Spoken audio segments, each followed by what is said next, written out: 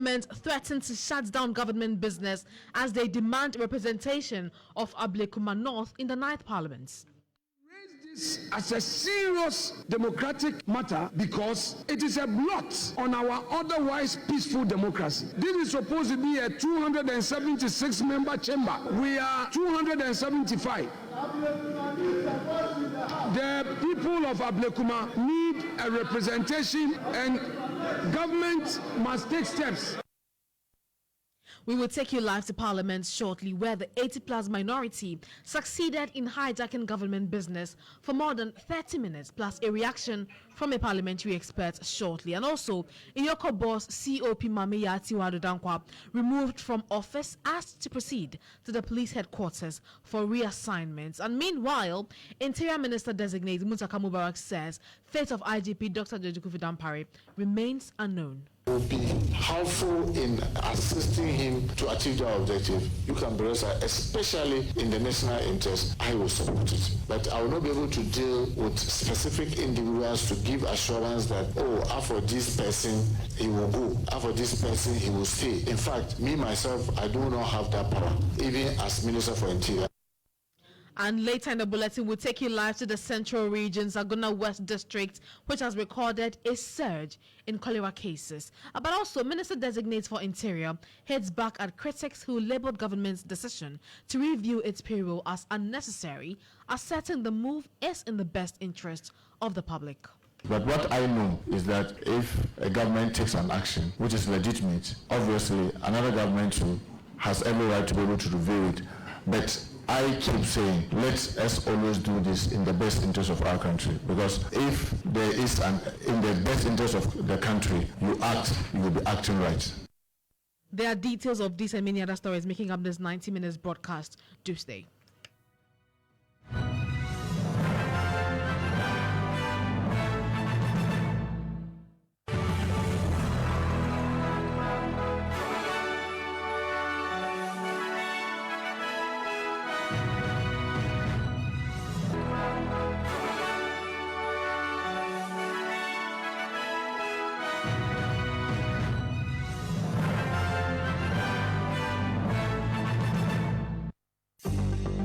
Starr News is coming to you live on Ultimate 106.9 FM in Kumasi, Empire 102.7 FM in Takrady, Cool 103.5 FM in Ho, Rage and Might FM in Tamale, Somali FM in Wa, My Star Radio in the USA.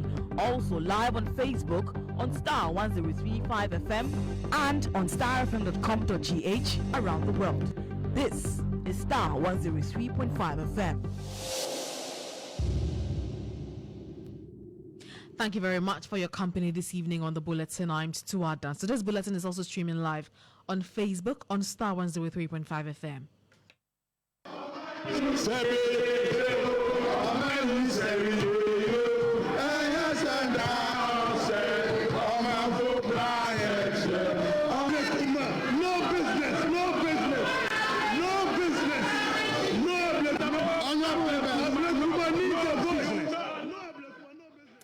Chants from the minority in Parliament when they demanded immediate steps in ensuring the parliamentary results from Ablekuma North constituency are properly collated and declared. Now, the collation process of the constituency has been characterized by chaos amidst tight security presence. While the process has been postponed for the 7th consecutive time, the minority a short while ago protested delay in collating the results. The developments brought proceedings to a halt before the presentation of the business statement. Here are excerpts of what happened.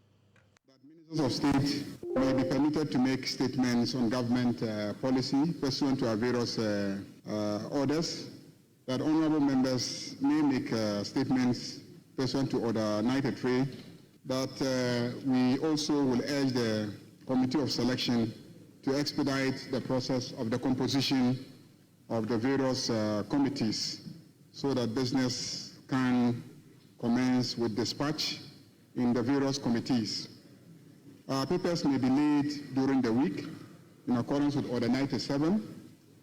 Mr. Speaker, the motions may be debated and their consequential resolutions taken during the week. And we propose to have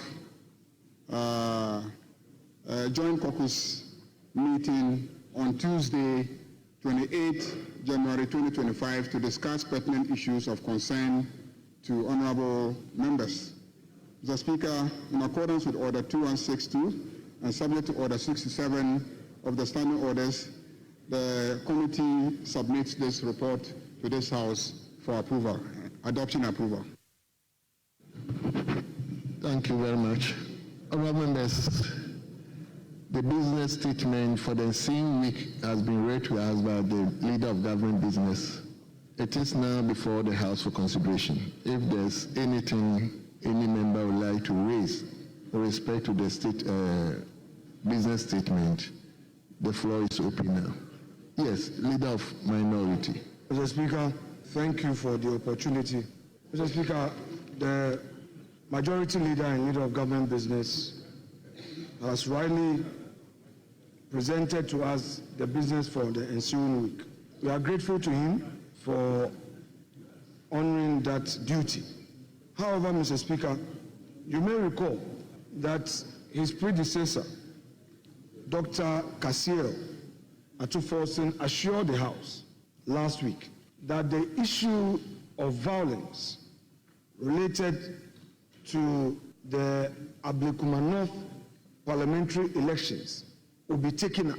This side of the House had raised a serious protest on the way and manner the Electoral Commission was being pounded by the NDC Greater Accra Regional Party. In fact, Mr. Speaker, the NDC Regional Party, led by its regional organizer, led some party members to attack the EC Coalition Center. And the EC issued a public statement to condemn the act and pleaded with the police to intervene to protect them. Mr. Speaker, this was the basis of the protest we raised. Mr. Speaker, when business statements are read, it is the responsibility of any member of this House to raise a matter of national interest for the leader of government business to ferry same to government for address. It was on that basis that Dr. Kasiel Atuforsen assured the House, that Dr.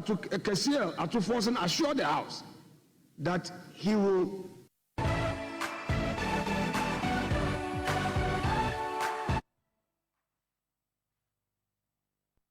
Well, those were excerpts from Parliament. We apologize for that technical glitch there. But Second Deputy Speaker and MP for the Formina constituency, Andrew Siamwa Amwako, subsequently suspended the House for 30 minutes. Take a listen.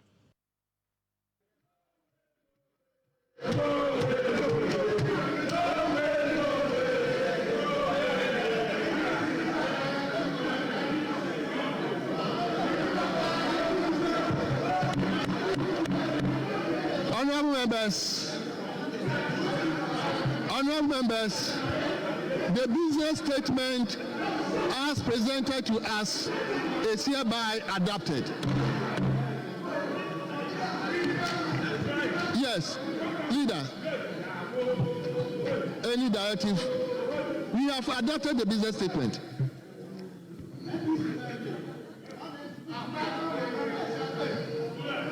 Honorable members, I suspend the House for 30 minutes. The House is suspended.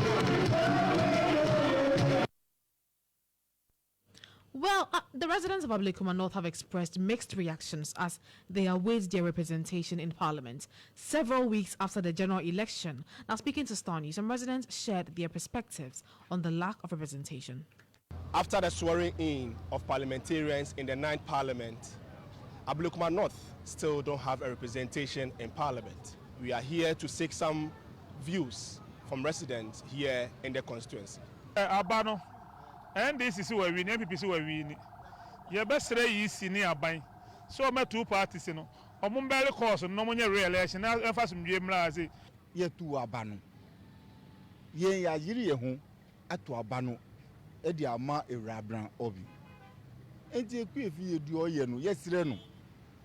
20 years near and on maiden, on 1 years who have ye only ya ne asan ya adwen say me ewu mi wa Ablekuma North ati ya ne esi obi fufuro mbra ne enso no nso nye den enhwe enti de oyeye a ochina ebeti ni akoshi bebi ene yesi court ene yesi court sesi aye humeti Ablekuma North ye humeti yesire no onyai no obi mbra ye odi aye nimu no ye de ye kan wa MPP na afa because the MPP na afa ke nkonko hye ba bia enema papers ni gu no fiti ye to abade daada no ye nko hye papers da nti omu hu se MPP na awi nti no mko hye papers no.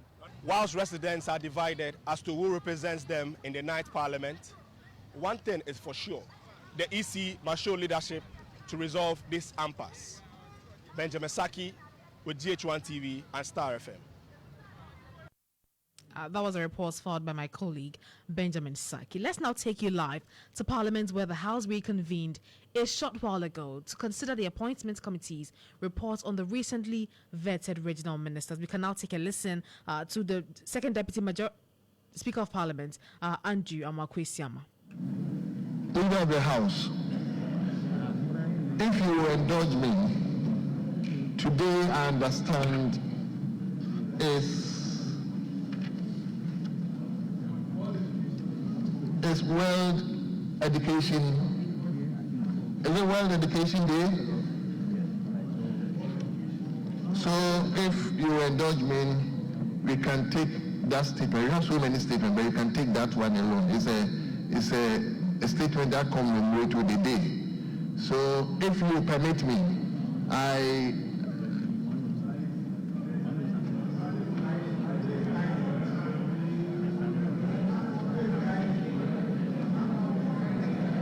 Anyway, well, honorable members, I think the pressure of the House is to adjourn the House.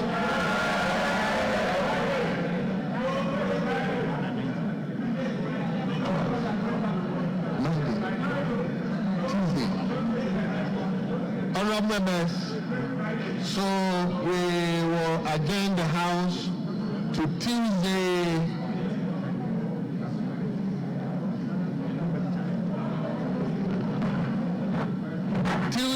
12th June. Tuesday, 12th June. Honorable members, once again, let me thank you for your cooperation in spite of the hitches. The House stands adjourned.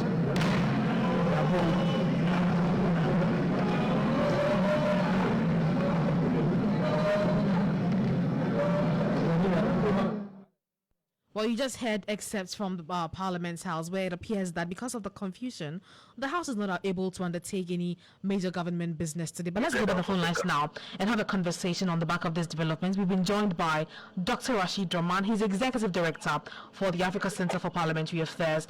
Doc, thank you very much for your time this evening. First off, what do you make of the interruptions of parliamentary sitting today? Leading to almost 30 minutes suspension of the House. Well, I guess that's a strategy that the minority is beginning to adopt in the face of the fact that they don't have the numbers. So walkout, I believe they have realized might not be very much in their favor. So they are adopting a strategy that can, at least in the short run, delay the processes of conducting government business. You remember, even on the first day of this 9th Parliament, during the election of the Right Honourable Speaker, the same strategy was used. It's a delaying tactic just to frustrate the majority, because at the end of the day, the minority knows that, even if they walk out or they refuse to show up in the chamber, there will still be numbers to conduct government business. For me, I think this strategy is a very dangerous strategy. So they would have to watch out very carefully. Doug, not to cut you, but when you say it is a dangerous strategy, how dangerous it is, and who will bear the brunt of this danger you talk about? Well, I mean, it's dangerous because I think Ghanaians are going to be too pleased with this kind of rowdy noise in the chamber. Secondly, if push comes to shove, I believe the Honorable Speaker might have to crack the whip and walking people out of the chamber. And we don't want to get a point. For me, I think that they should use the power of argument, the force of argument. If they disagree, I think they should sit there and make their case very strongly. Ghanaians are watching. I mean, the voters are not. I mean, voters are not unwise because we make our decisions based on these things that we watch and see. So I would encourage them to use the force of argument to set very good examples because I believe at the time that this was going on, some of our children were in the chamber, in the gallery, and stairs and so on. So that is why I'm saying what I said. Now, Doc, we'll talk about the minority shortly, but let's talk about the majority. I mean, some have said that they have the numbers in Parliament, but with what happened today, it looks as though the minority seems to be powerful. Is it a case that the majority is, for lack of a better word, weak? Well, I mean, it's going to look like that. That maybe, a small goat can frighten a big lion. To some kind of level of submission. Let me say this: in the 8th Parliament, Starr didn't have members, didn't have a representation in the House for 4 good years. NDC sat quietly and very timid about this. We didn't see NDC put up the kind of pushback that we are seeing the MPP do in the case of this Ablekuma seat. So yes, I think the NDC would have to watch it. They might have the numbers, but if they are not careful, they will always be taken by surprise. And this minority, I think, can overpower them in terms of frustrating government business and ensuring that, at the least opportunity, even if they don't succeed, they can disrupt the parliamentary process. So, if this is the case, how can the majority face the minority? Because for somebody like the majority leader, Mahama Yarega, we know that he's into so much diplomacy. Should it be the case that they have to, sideline diplomacy and face the minority head on? Well, I guess this is baptism by fire. As I was looking at it, they just started, their role just second day into his role as majority leader. This is thrown at him. I am not too sure how much of it he's going to take and how much patience he's going to have for this. Even if I believe most of us are saying, as much as possible, we need a leader now who will give some space to the minority, at least, to have a say and to question certain government actions and policies. But I believe maybe there's a limit. I don't know how much the level of elasticity of the tolerance of the majority leader. But we have to wait and see. Okay. I wanted to talk about, the minority leader now, Alexander Apenyomarkin. Looking at how he's handled the vetting and his actions in Parliament, some people have said that all he wants to do is to obstruct government business. What's your take on that? Well, I don't know, it's early days yet, but I believe if he wants to obstruct government business, while the majority has said, including Excellency the President, that they are going to be a majority that would work to build consensus and to build bridges, I believe if it comes to the realization that all the leader is going to be doing is to obstruct government business, maybe they might revise their notes and just govern by the numbers that they have, because they can do that. They can ignore the minority and still carry on with the business of our country. All right, Doc, thank you very much for speaking to us. That was Dr. Rashid Rahman. He's Executive Director for the Africa Center for Parliamentary Affairs. But let's do some breaking news now. Is Star FM 103.5 breaking news. And news coming in now, indicates that scores of alleged NDC supporters have stormed the premises of the National Communication Authority, demanding the reversal of the appointments of Reverend Engineer Edmond Uinchi-Fianco.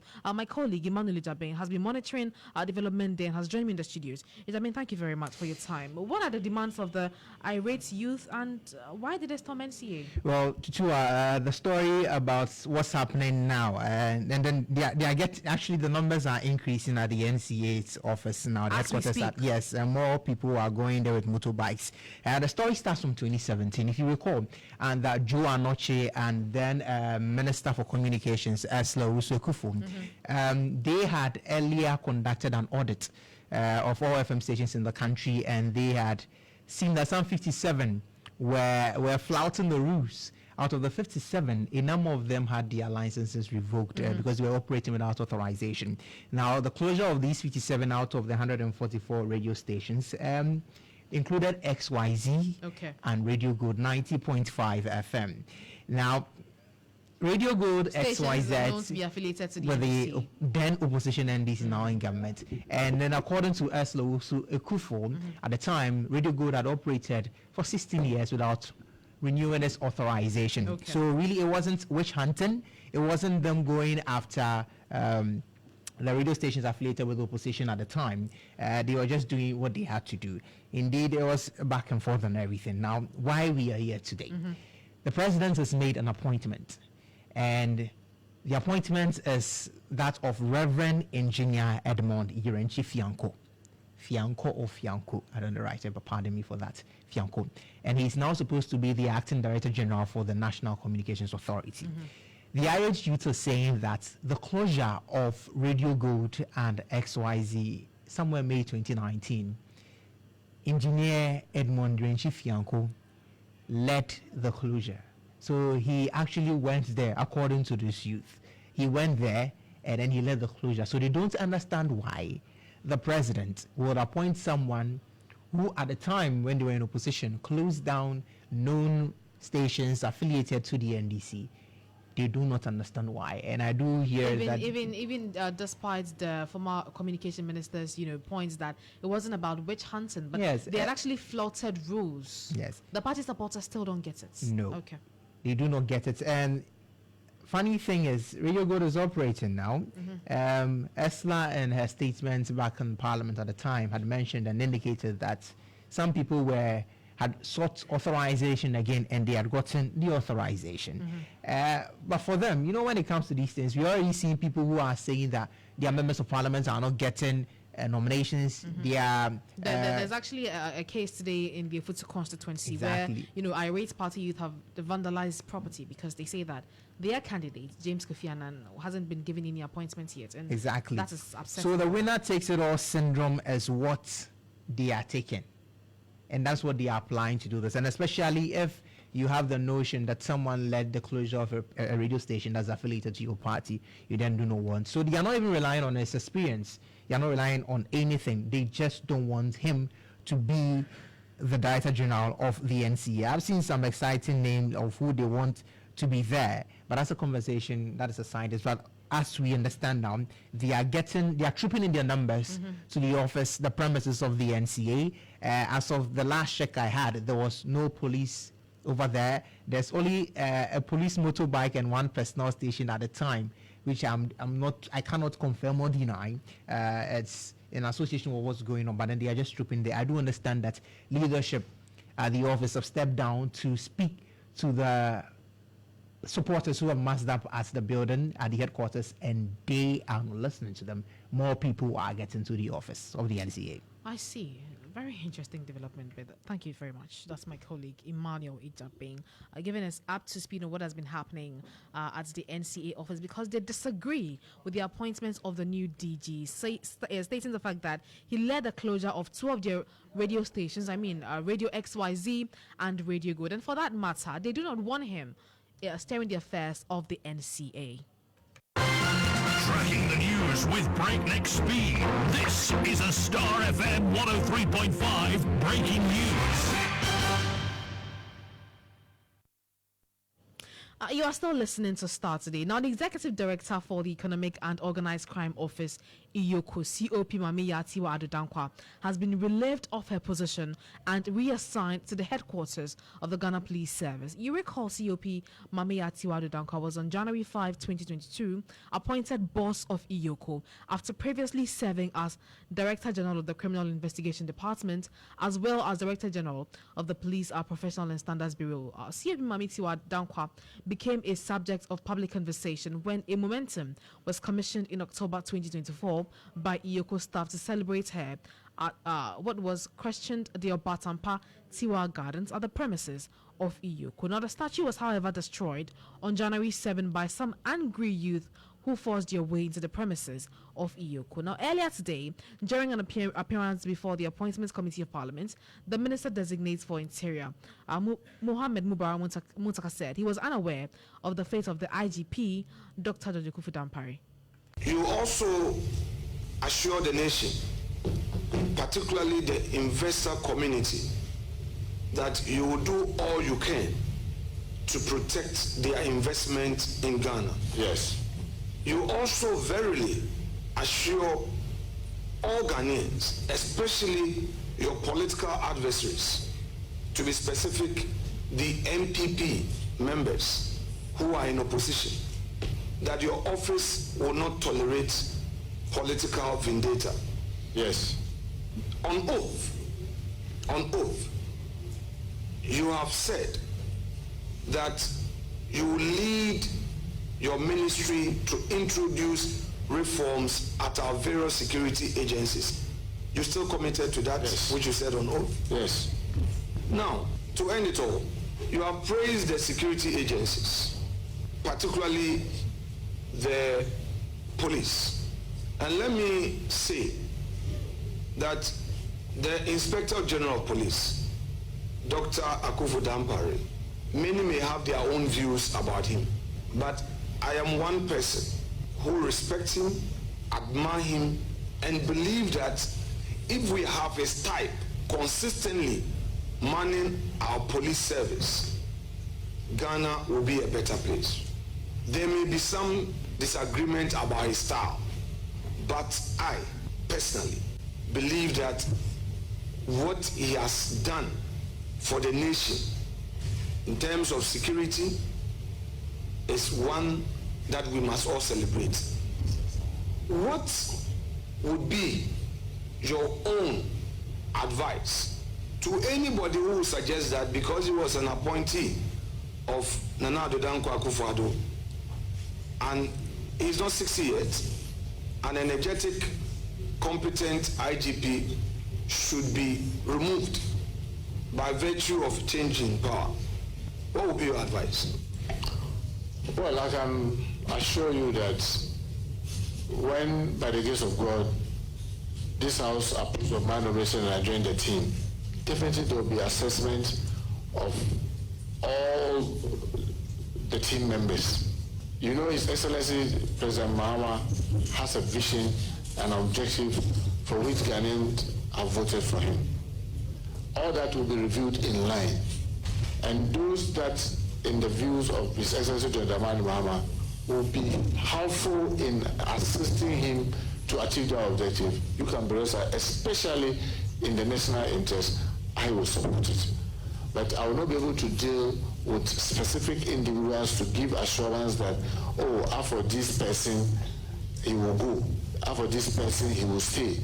In fact, me, myself, I do not have that power. Even as Minister for Interior, I do not have that power. I can only make a recommendation about one individual or the other to His Excellency the President. And that decision is that of the President, which all of us are serving at his mercy. So I will not be able to give any definite answer, but I can assure you, I believe, meeting, since I was nominated, interacting with them, I can see that they are breaking their back to keep us safe.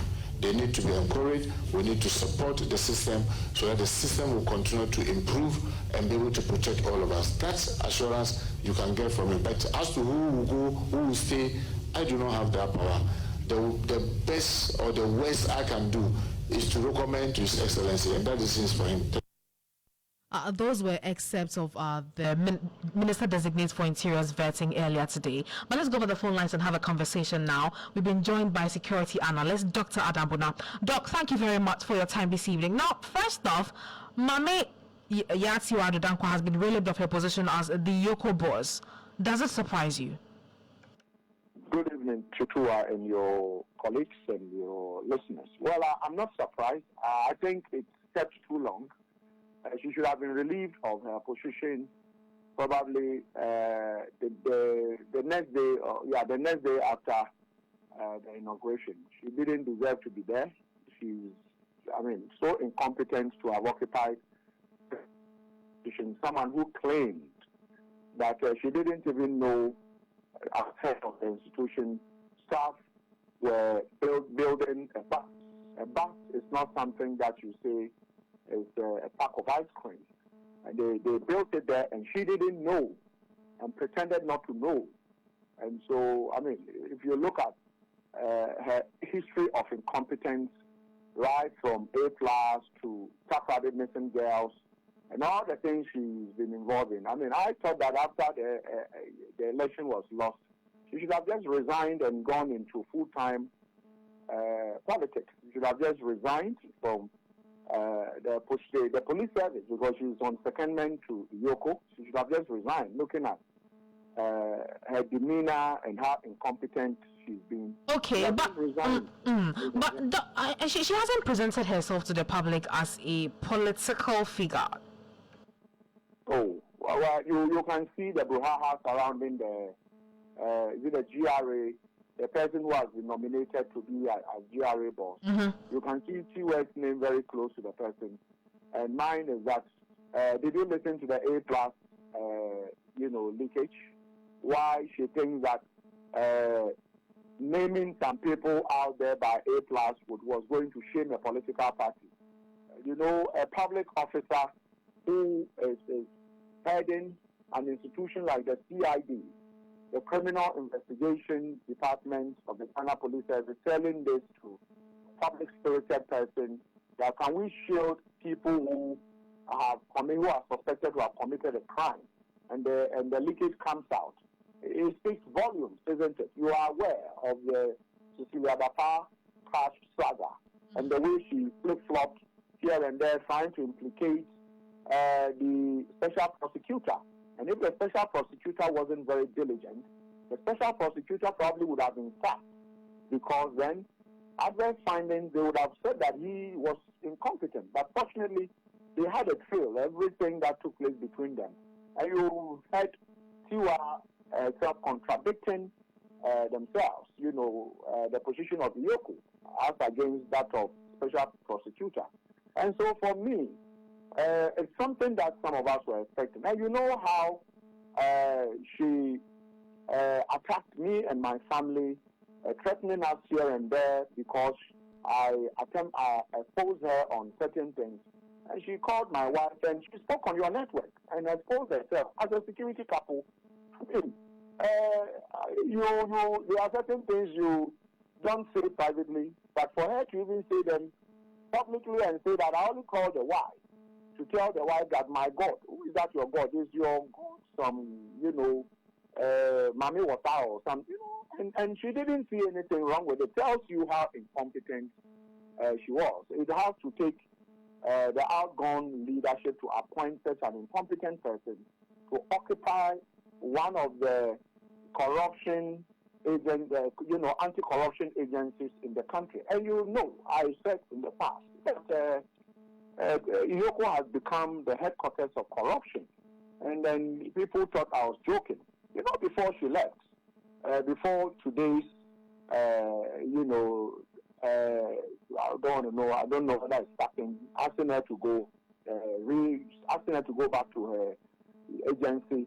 And there were a lot of issues at Yoko, meetings, at meetings, some of not in talking time with some of the directors there and all that.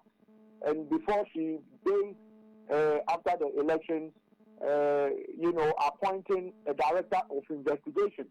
Who does that? So that when you know definitely you are going, how dare you appoint a director of investigations?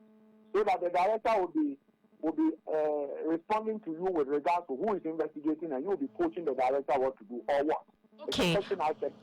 Okay, Doc. I just want us to have focus a bit on the Takoradi girls, the missing girls. You say that she was incompetent because she couldn't bring finality to the matter, but there's a new CID boss in town.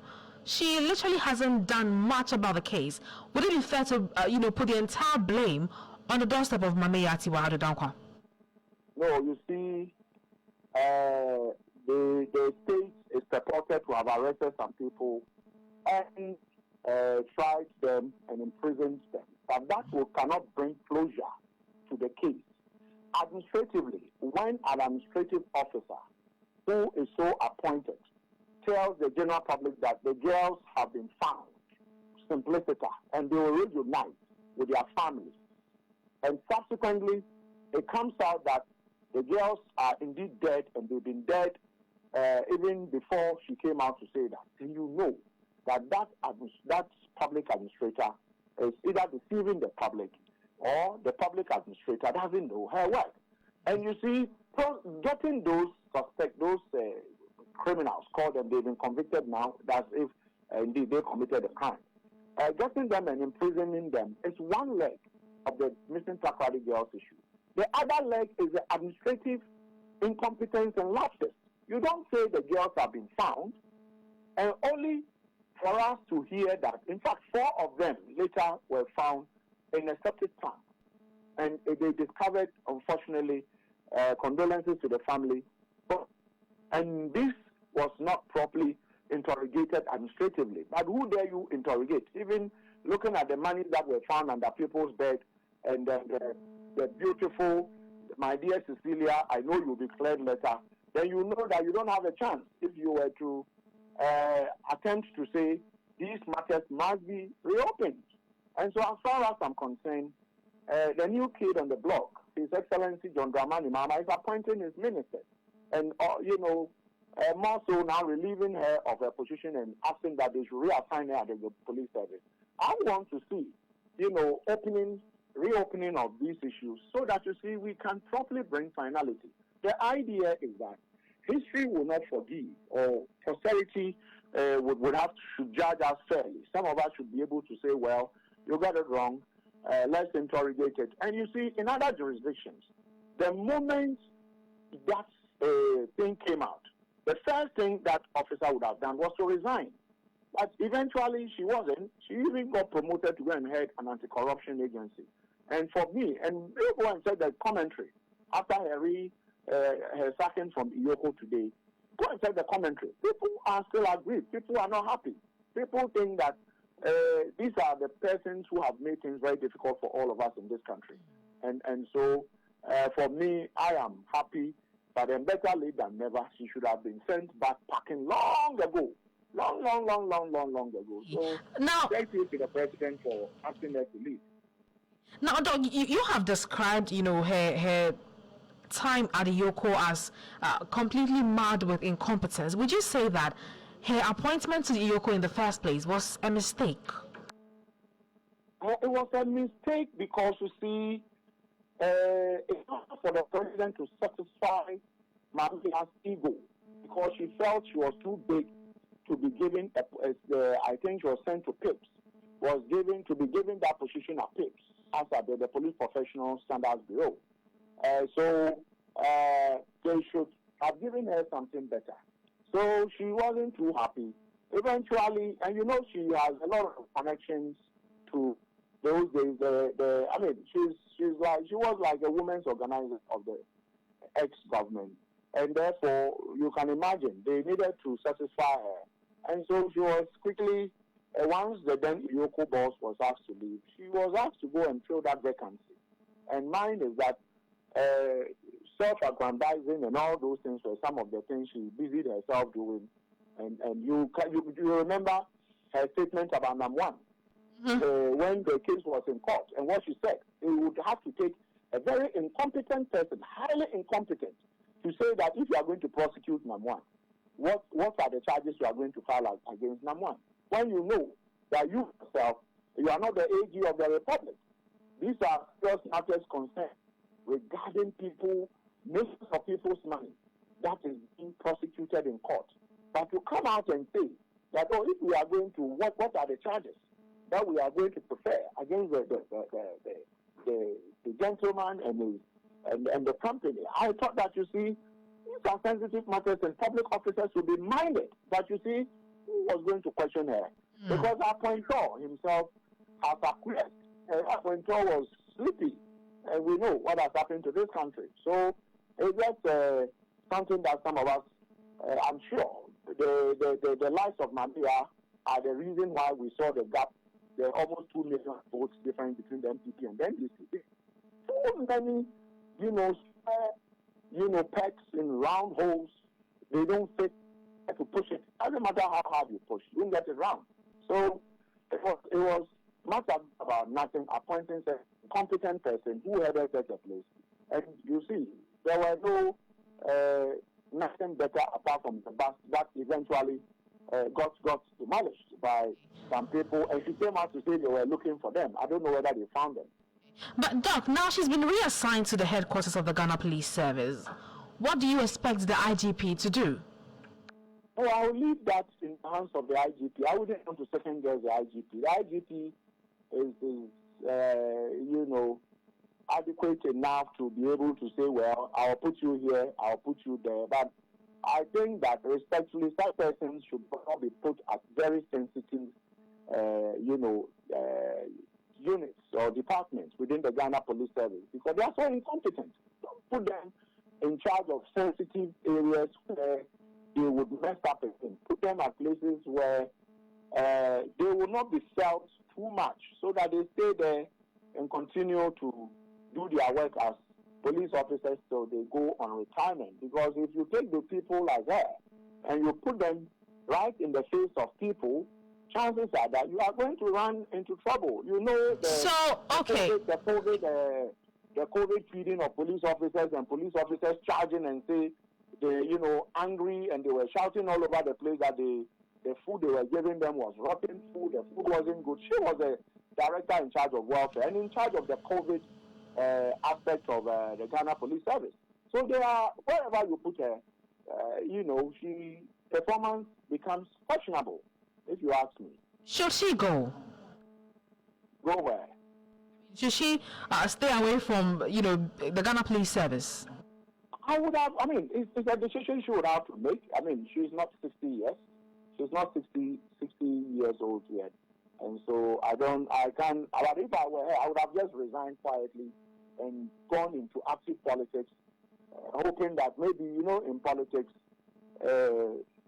maybe she would shine in politics. But if you ask me, I would say it is up to her. But if I were her, knowing that I'm so incompetent to head any public institution and where I am, probably I'll further be exposed, I will quickly resign and go into politics. They are also failed politicians anyway.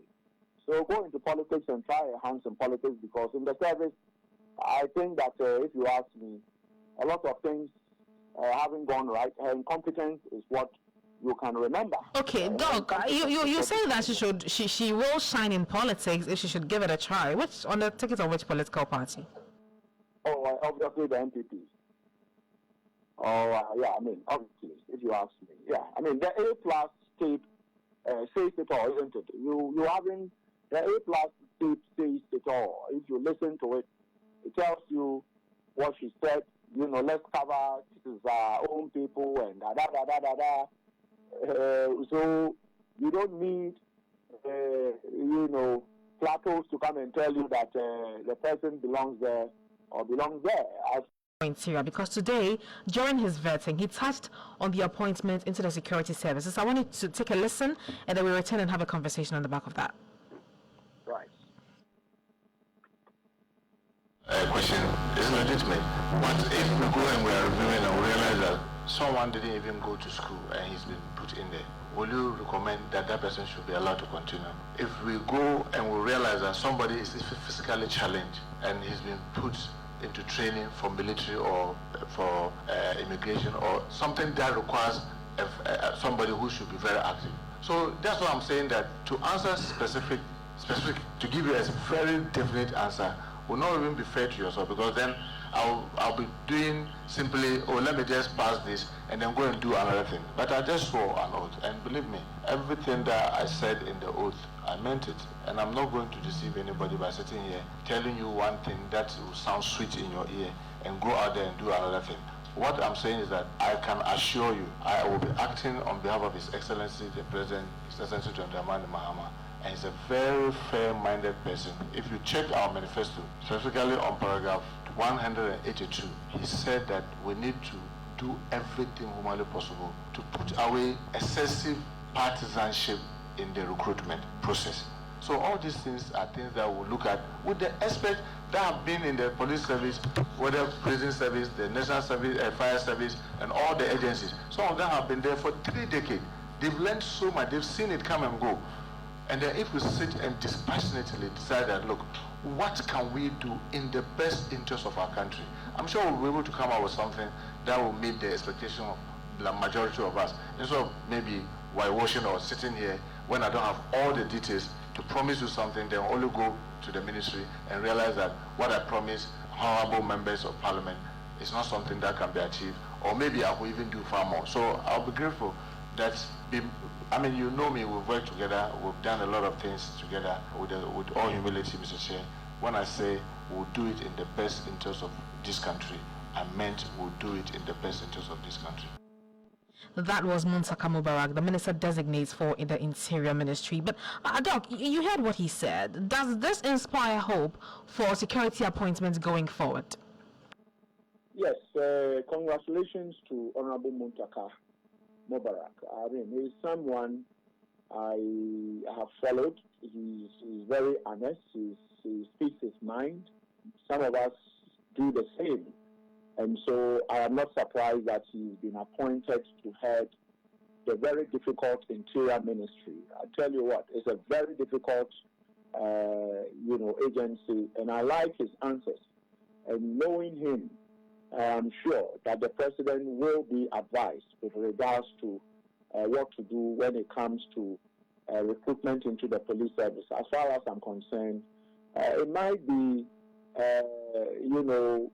true that there will be some persons who, like you said, if you found someone who can hardly read and write, and the person has been drafted into the Ghana Police Service, what is that person going to do? Because if you are sent as a counter NCO, a non-commissioned officer behind a counter, and someone comes for you to write, you must take the person's statement. The person cannot read and write. What would you do? So such a person obviously does not have doesn't stand any chance of remaining. Such a person will have to be sent away. Because I know before the inauguration there were issues about some persons would have to recruitment into the services. Those who have been recruited will be sent home. And I said, no, we have to be very careful because, you know what, I encountered some young police officers who were undergoing training before the elections on my rounds. And when I met them, I straight away knew they've been brought out there to come and learn the rudiments of election policing. So I interacted with them. Some of them were very blunt. They told me, I don't know their names, they told me that some way, somehow, when they were during the process, I think one of the officers who came, I don't know at what point, who came to talk to them. One person who came to talk to them, and one person, they don't know whether it's a police officer or not, could be a politician, came around telling them during the training that if they voted for the NDC and the NDC comes, they would all be dismissed. So when they told me, I told them that, do you believe what the person said? They said they don't believe it, but since they have encountered me, they want to find out whether it is true. And that was the special voting period. Yeah, the special voting period. but they had gone home to vote. So then I asked them, so what would you do? I just picked their minds. And what they said what was that? No, they feel that they are still going to vote definitely the way they want to vote, but not based on what this politician attempted to tell them to do, because they think the hardship in the country is too much and they are Ghanaians. So what the politician said is not true. But of course, they are also afraid that they might be sent home. And I told them, no, I don't think that if any party should win the election, especially, let's say the opposition party, then the NDC should win. Anyone who is qualified and has been drafted into the prisons, fire, and police and the rest would be sent home. And they said, thank you. And I walked away. And so it meant that these young people, you would think that someone brought them in as protocol, through protocol. And therefore, they are coming to do the bidding. Usually, some of them do. I won't shy away from it. It's true that some people tend to be more political than the politicians, even though they are in uniform. If you listen to the Alex Mensah, JB and Asari leaked tape, leaked tape, but these young people just want to serve their nation. So I'm happy Muntaka answered that we will not dismiss anybody who is qualified to be there. We won't ask anybody who is qualified to be there home.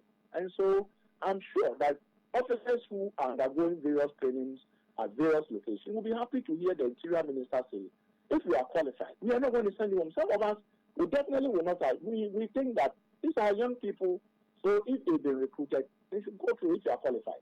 And also, I think that he brings a lot of energy, enthusiasm, like he himself said. I monitored him a bit. He said he's now mature. And that unit, when there is conflict, everybody says, what is this doing? What is this doing? What is that? And it goes back to interior. So you need somebody who would be able to deal with all these people in terms of policy direction. And so as far as I'm concerned, my brother Henry Corti was a disaster at that ministry. When Ambrose Derry left, the man who took over was a complete disaster. So you can see that he himself lost, and unfortunately Ambrose also lost.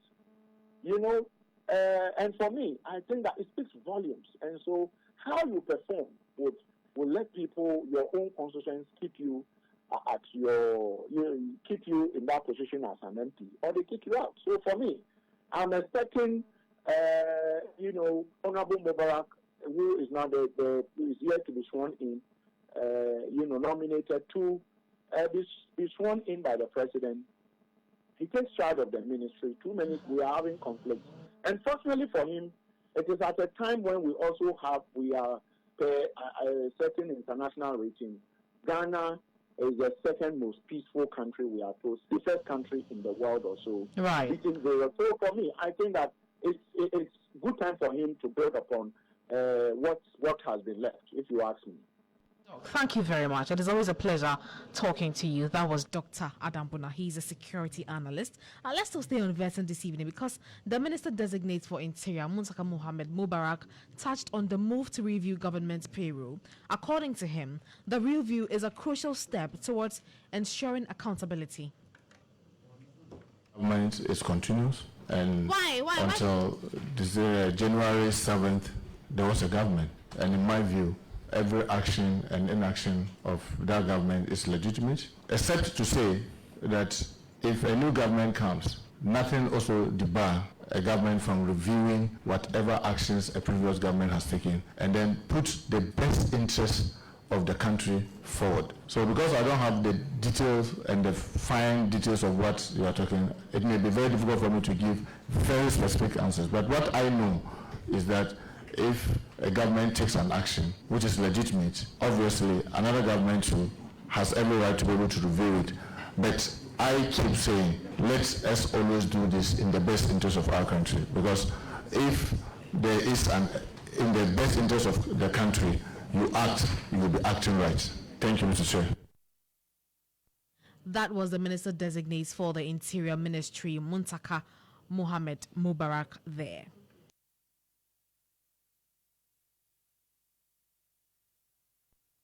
Are today, first, fast, and credible.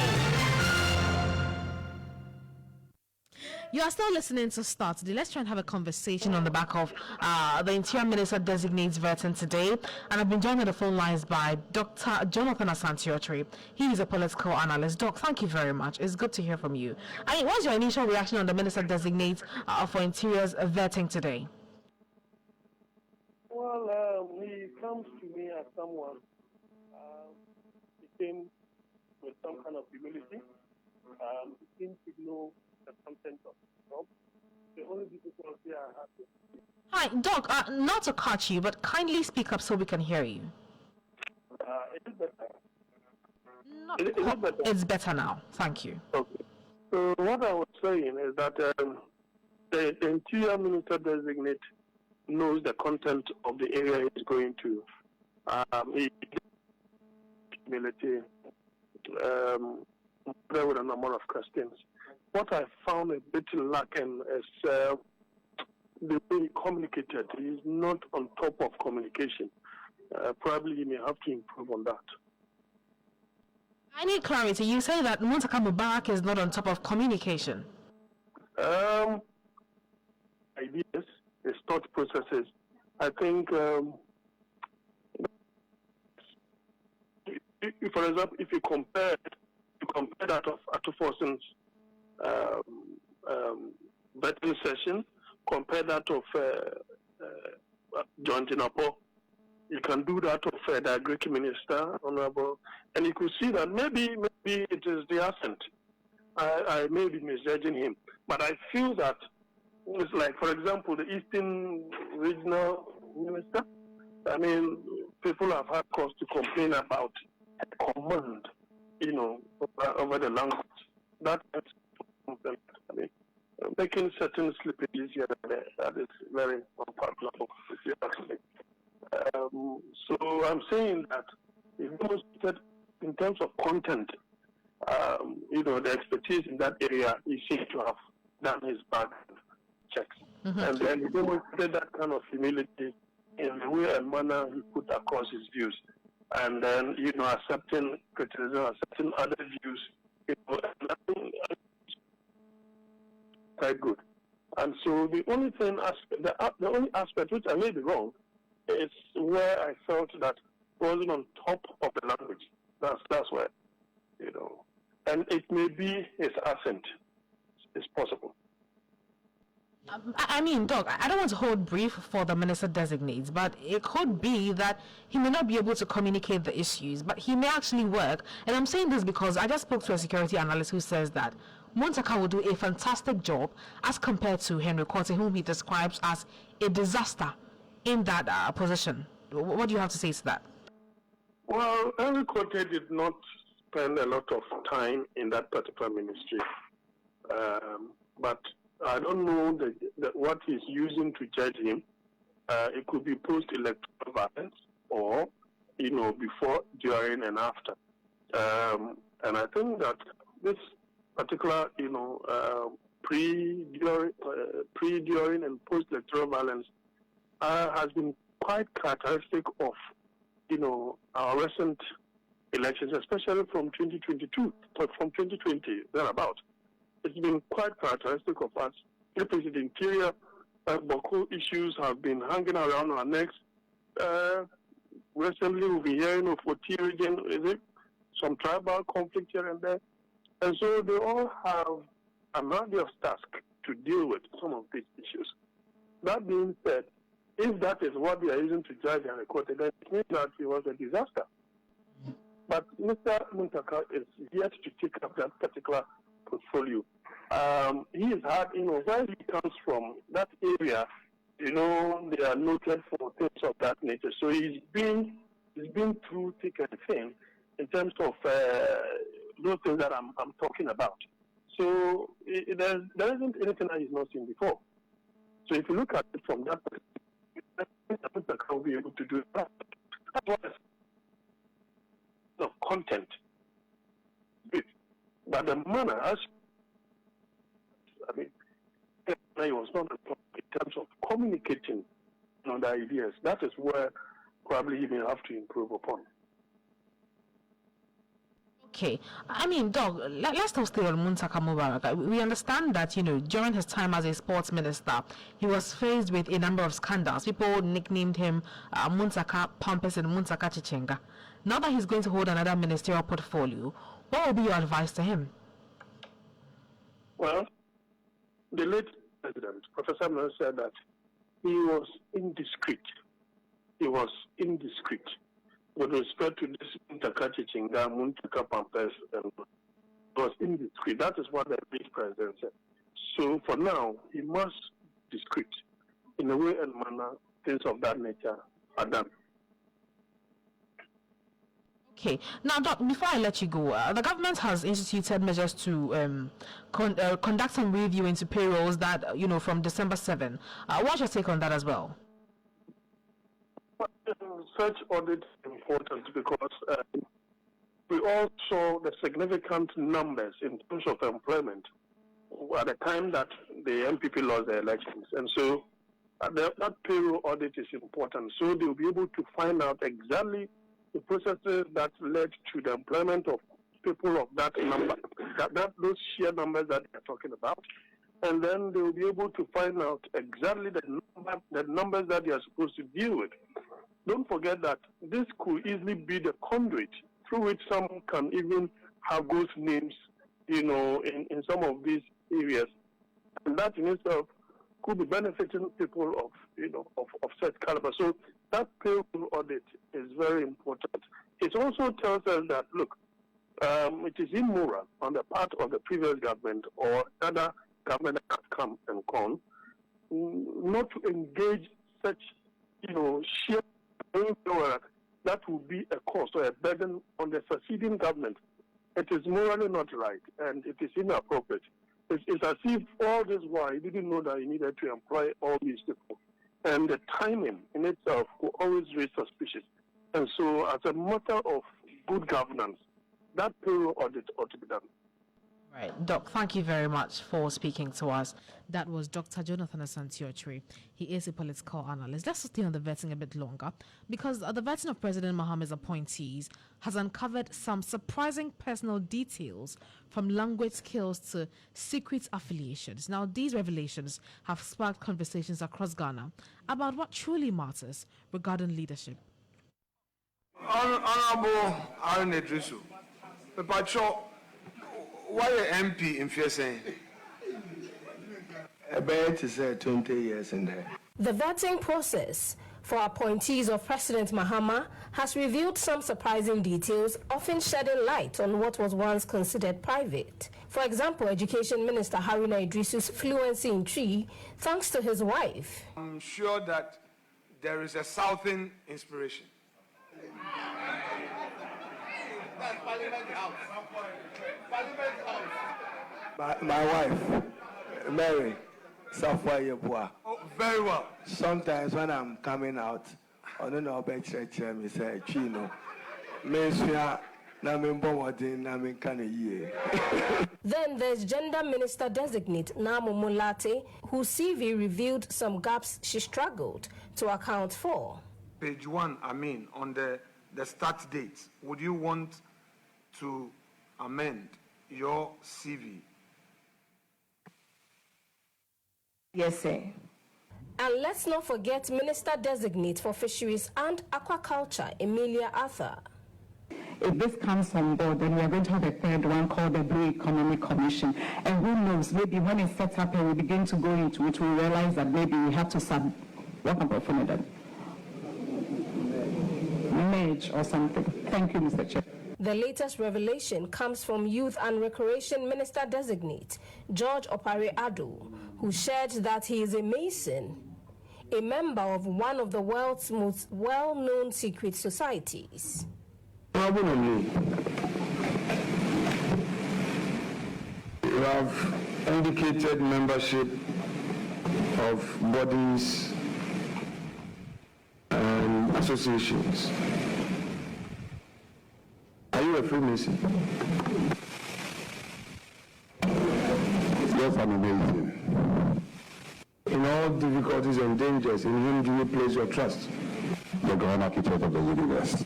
But does this really matter? not necessarily, say some Ghanaians. They point to notable figures like former President John Ajakum Kufuor, Asante Hene Otumfuo Osei Tutu, and even minority leader Alexander Penyumaking, each known to be members as well. At what point in your life did you join the Freemasons? I think it was either 67 or 68. That early? I was a young lawyer in Kumasi, yes. Yeah. Because members of my family were in there. You don't just walk in there. You are, in a way, invited. What do our communities, families, and friends think of us as Freemasons? After all, if these high-profile figures are part of it, perhaps being a Mason is just the latest trend in political networking. And who knows, next they might be handing out membership cards at cabinet meetings. That was my colleague, Eli Klim Awuku, with that report there.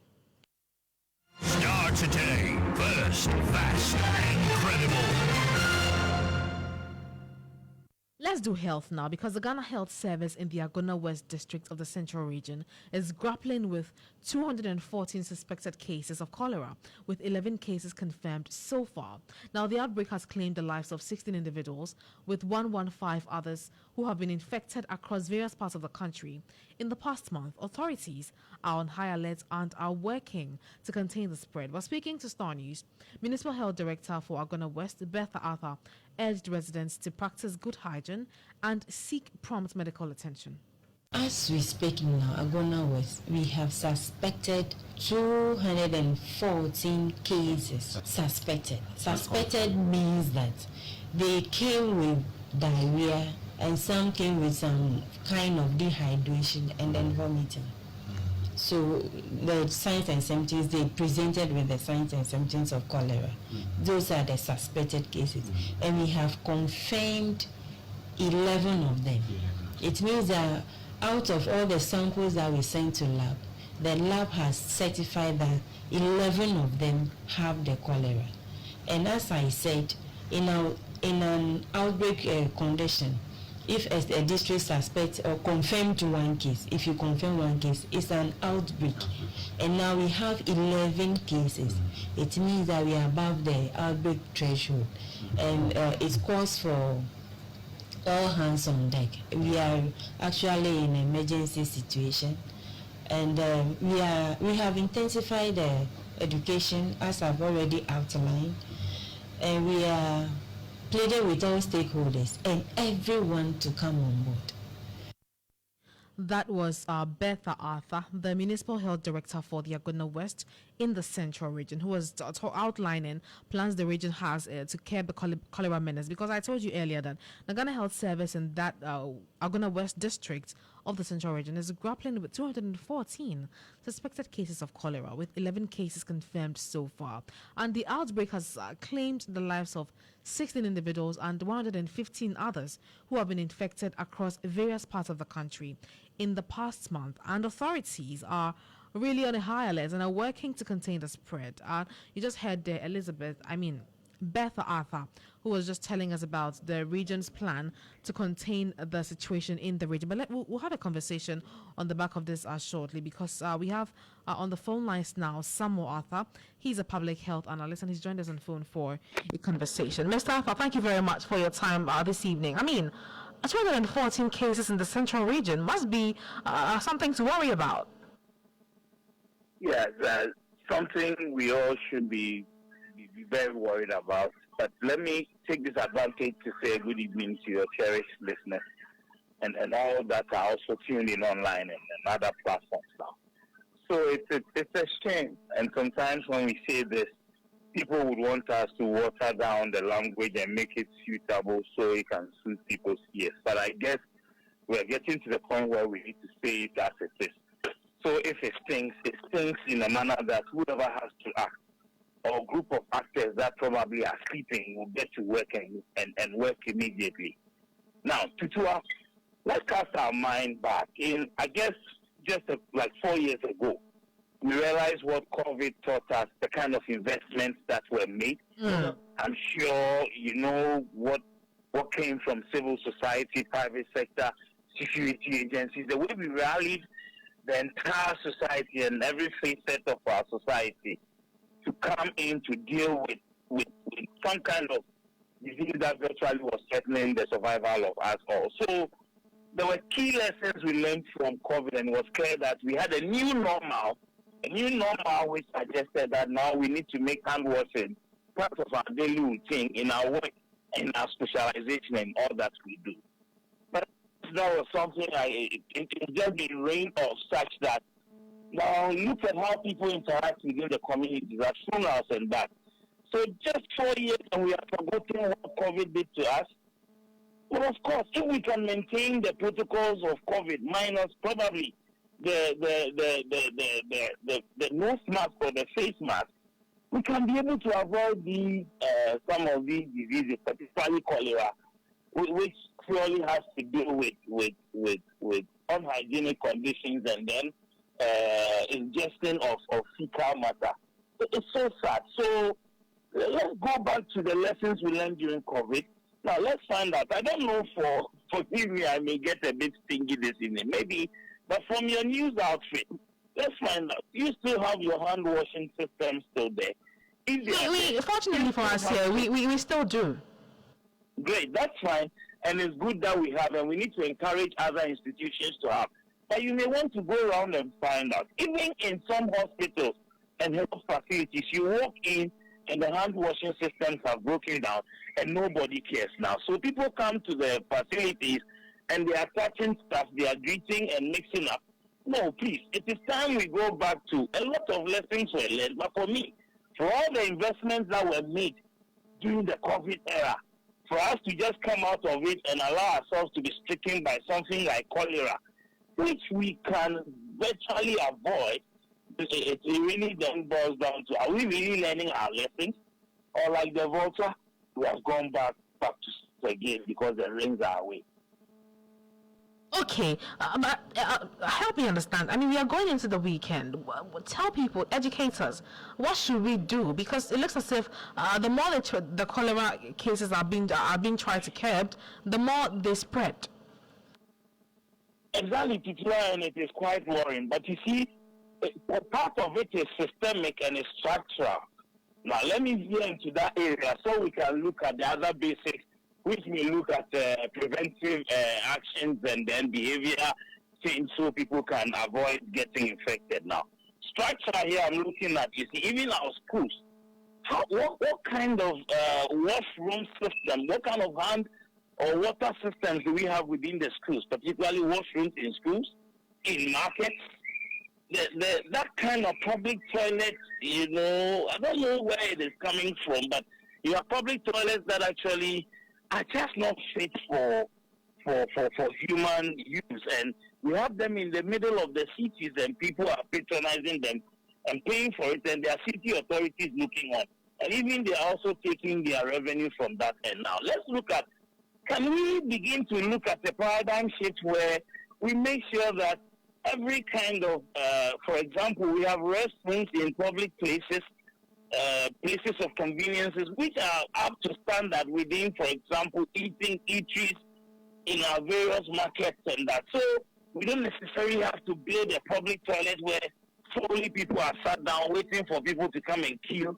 No, that is not right. But go into these public toilets, their hand washing systems have broken down. And that is where a lot of the people from the slums, and even people within communities where this is also a problem, that is where they all visit. And they keep, it's a community, they interact, they get out of the place, and people are shaking hands already. So until we begin to look at the kind of community toilets that we have, you know, household toilets which are suitable for use, which will not rather end up helping us or rather stirring up the spread of infections, but rather reasonable now. We saw some interventions from some metropolitan authorities in the area of provision of some low-cost household toilets. Unfortunately, they were built and they are so small when you get into it, you cannot even turn around. And if you have people who are probably as huge as me, when they walk in, they rather will be touching a lot of things and becoming out more pain than walking in. So we need to look at the kind of structure of our washrooms. I don't know where this architectural thing is coming from. But somehow, if you want by design, most washrooms are so small. I don't know, and that is something we need to look at, because it's a place that whoever enters needs to get some enough space so they can also make sure that they don't touch things or get or bring out infection. That's a bit about the structure, and that we may look at it and probably have a discussion another day. But the responsibility to avoid any infection, and particularly cholera, it is everybody's personal responsibility. I mean, the individual, before we look at family and then maybe come into the community. And you, as the individual, we need to begin to understand that anytime you visit the place of convenience, the public place of convenience, or even your household toilet, make sure when you come out, you wash your hands with running water with soap, and do that thoroughly like we used to do and was taught thoroughly during the COVID era. We need to go back to that. Now, we also need to be sure about where we buy our food and eat our food. Now, so if you still have people who are vending food and selling it just by the roadside, near the gutters where flies and other insects are moving around, and then you need to that is your decision to make sure you won't buy food from such joints, and make sure that wherever you buy your food, you look at the utensils and how they are washed. Sometimes you go to places where some bowl of water is there and is used to wash virtually all the dishes throughout the day, and you ask yourself, are they really cleaning the bowl? So individuals have a responsibility to choose where they eat, what they eat, and get into their system, which they can use to avoid infection.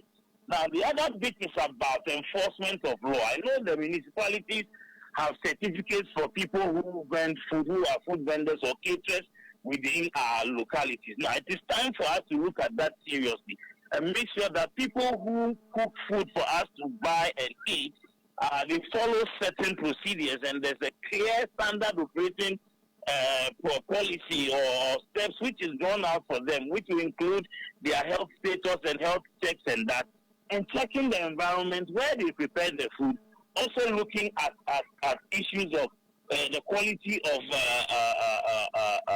the ingredients they use in cooking, because we know people use even rotten tomato and stuff. So we need to be responsible to each other, and the authorities need to enforce this. As for people who cook and sell food, they also have a responsibility to make sure that what they cook is clean and they do it in an environment which will avoid the situation where people can take infection and then lead to fatalities. Absolutely. Thank you very much for speaking to us.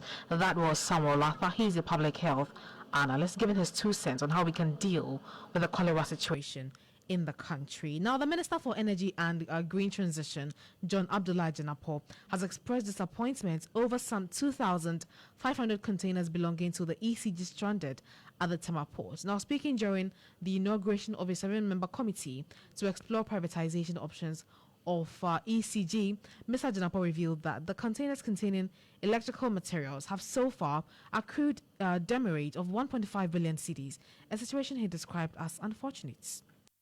The Minister for Energy and Green Transition, John Abdullah Janapo, during his vetting before Parliament's Appointment Committee on Monday, January 13, 2025, announced the formation of a technical committee to explore the private sector participation in ECG. The minister explained that the committee's primary task will be to examine and propose viable models for private sector involvement that could enhance ECG's financial and operational sustainability, while cautioning members of the 7-member technical committee during their inauguration to adopt a non-partisan approach in their work. The minister intimated that the move is in response to long-standing challenges faced by ECG, including inefficiencies, financial losses, and growing debts. We have always advocated for local content, and so in your work, always have it at the back of your mind that local content participation ought to have a place as far as ECG's work is concerned. During the transition period, it came to light that ECG's losses alone what they call the ATC&C, that is putting the technical and commercial and collection losses together, stands at about 40%. No utility in this world can survive a 40% loss. While charging members of the committee to ensure local content in the privatization option of the ECG, the minister also made a startling revelation of some 2,500 containers belonging to the ECG stuck at the Tema ports. According to the minister, these containers are attracting a demurrage worth 1.5 billion Ghana cedis, a situation he described as unacceptable. When we visited the port, these are containers loaded with materials, cables, and other accessories. ECG has not been able to clear those containers. And so as we speak, we have 2,500 containers stuck there and stranded. And as they stay there, it attracts a lot of penalties and demurrage. So far, the demurrage alone is estimated at 1.5 billion cedis. This is unacceptable. The first question is that, what led to this untenable situation? Why would ECG adopt that bundle?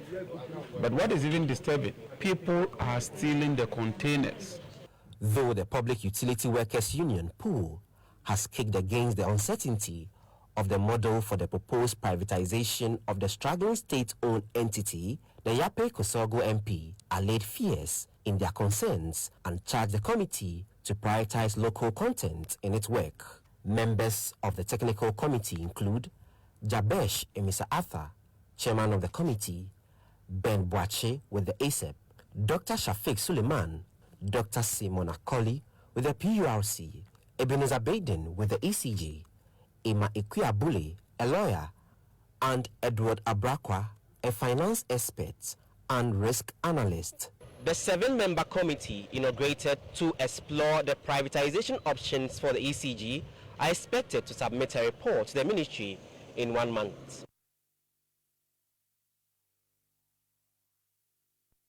Now, residents at Jida at Amasaman in the Greater Accra region who raised funds to construct a deteriorating access road in their community have been told to halt the project. Authorities say the road will only be considered for construction once a new municipal chief executive is appointed for the area.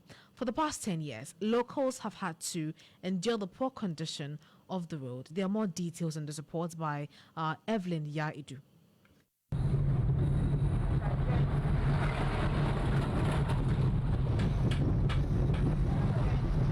The road is dusty, bumpy, and narrow.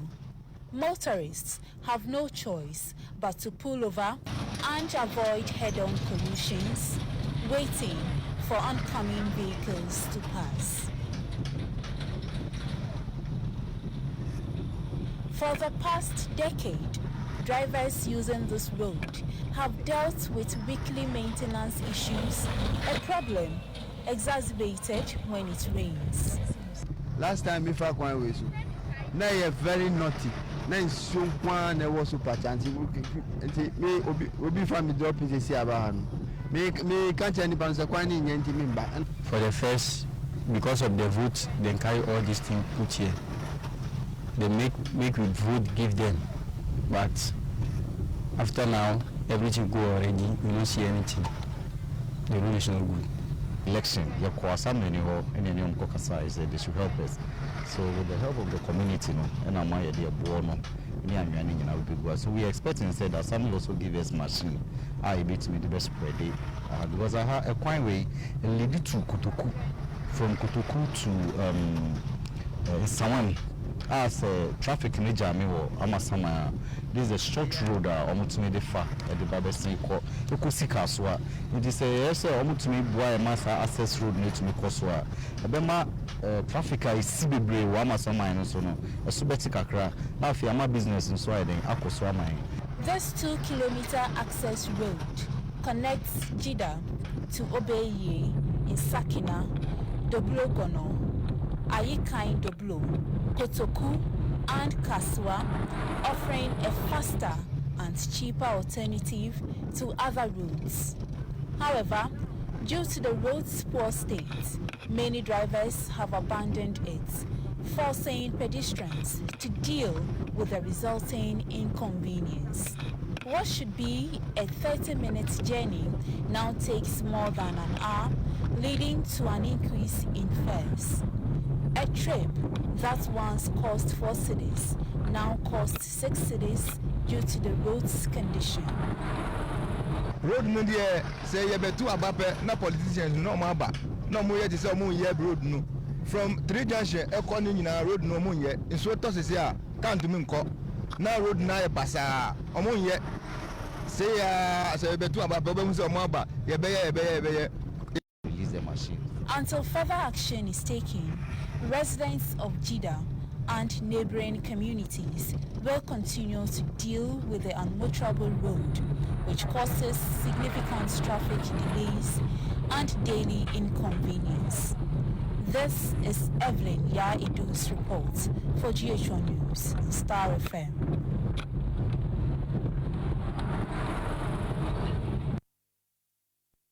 Well, let's do business now. Starr today. First, fast, and credible.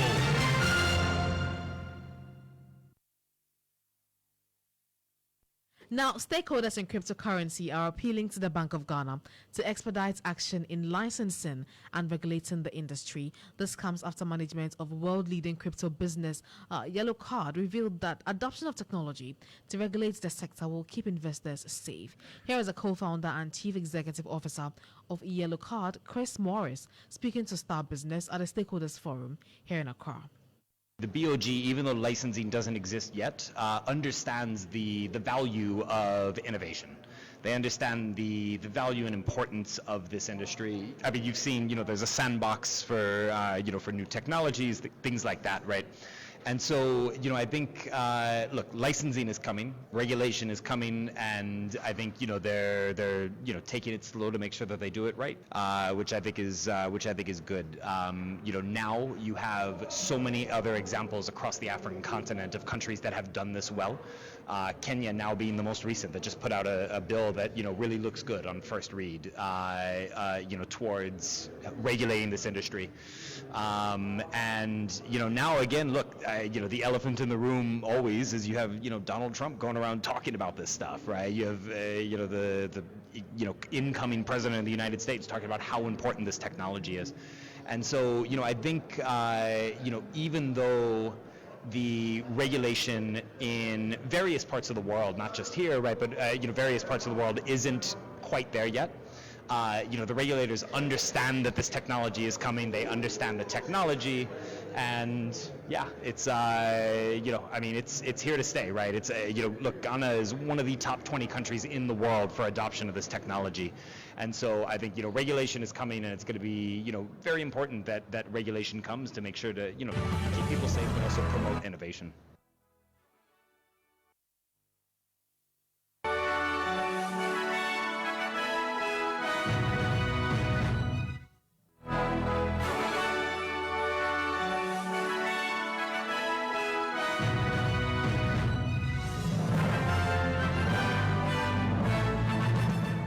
And that is how we draw the curtain on Starr today here on Starr FM. Thank you very much for joining us. For more news updates, kindly visit starfm.com.gh.